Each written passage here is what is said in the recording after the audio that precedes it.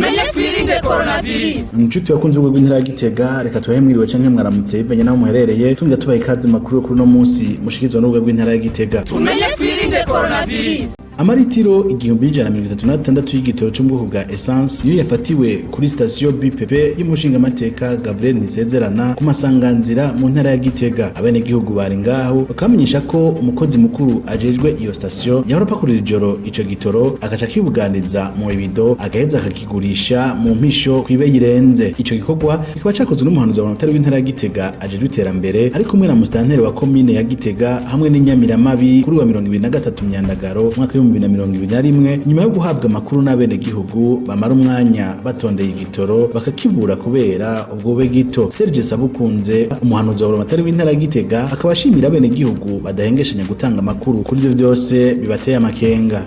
Baduhaye amakuru bamaze kuduha amakuru twayakoreyeko kandi twasanze ari ay'ukuri. Ubu rero murabonye yuko igitoro duhejeje kugifata. Ico duhanura abajejwe amastation tubahanura yuko ata muntu batoza baratangira ibitoro mu mabido, ariko ibitoro niba bishire mu mamodoka canke mu mamoto, kandi bavavanuriye n'iyi ngeso mbi yo kunyegeza igitoro mu mabido baja kukidandaza canke bagiha abakigurisha amafaranga arengeye. Ubwa mbere turashimiye cyane abene gihugu bama bariko baraduha amakuru ku munsi ibitariko biragenda neza. Turabashimira cyane kuko baduha amakuru y'ukuri. Imisi yose iyo tugiye ku kibuga twamaca dusanga amakuru baduhaye ariyo. Tugahamagarira n'abandi bene gihugu bose babonye ibitariko biragenda neza baduha amakuru, natwe twihute kwashika kugira ngo dutuze twongere turandurane n'imizi aka kabi kabishe ko kunyonyeza abene gihugu. Abunguruza ahantu mu miduga n'amapikipiki bakaba bamenyesha ko ubusuma nk'ubwo buri kubukorwa ku mastation nka yose yo mu gisagara ca Gitega. Ikintu turagikenguka cyane twebwe abamotari, si n'abamotari gusa n'abashoferi b'amamodoka bari bamaze imisi bidoga, bisigure ko ahubwo ibintu biherere ngaha n'andi mastation nimurabe mu kwakwanye muje kuraba ibitoro biruzuye ca tubona yuko reyerema ibitoro bitaburango ni kubera ngo ubukene bwacu ahubwo kirahari kigurishwa mu misho, naho bigaca bituma tubura ingene twunguruza abantu n'ibintu. Rero twagomba tubasabe mugende no mu yandi mastation ubu nyene vyihuta musuzume nabone muraza gufata ibitoro nk'ibi nyene.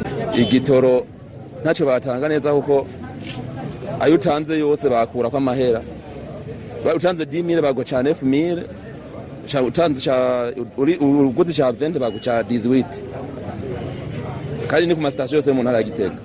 Igitoro cabuze ngaha mu gisagara ca Gitega, abantu ntibaba bakiciyunguruje twege abamotare n'abimodokari, kandi no kuzimba baca bazimba nk'abagenda Bujumbura baca babazimba, naho dukora ngaha mu gisagara ca Gitega ca tuzimba kubera igitoro twa twakirose kizimvye. Nk'ubu wujuje baguca 2000.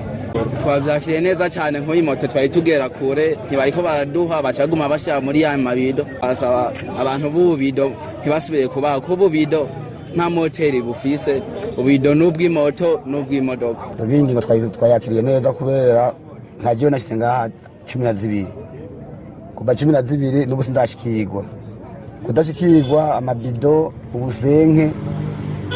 Ubu yagikoze neza gitanze hejuru ubwo yagize cyadufashije tunako abashoferi kuko nk'ikindi tuyirose 10,000 8,000 twatuva twatwe ku modoka yari twanza ko 5 kugira batwuzurize. Rero cyo dusabe intwaro tukwiye yuko igitoro bagidwe ku mategeko nkuko cyabara barabikebuke iyo ngeso ntibasubire barabikebuke.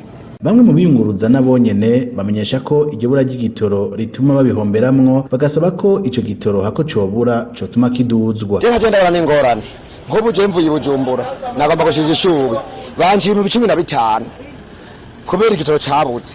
None ni ikifume kiboneka bavume batuzimba mugabo turonke igitoro umuntu yiyunguruze akaza yakoreke neza.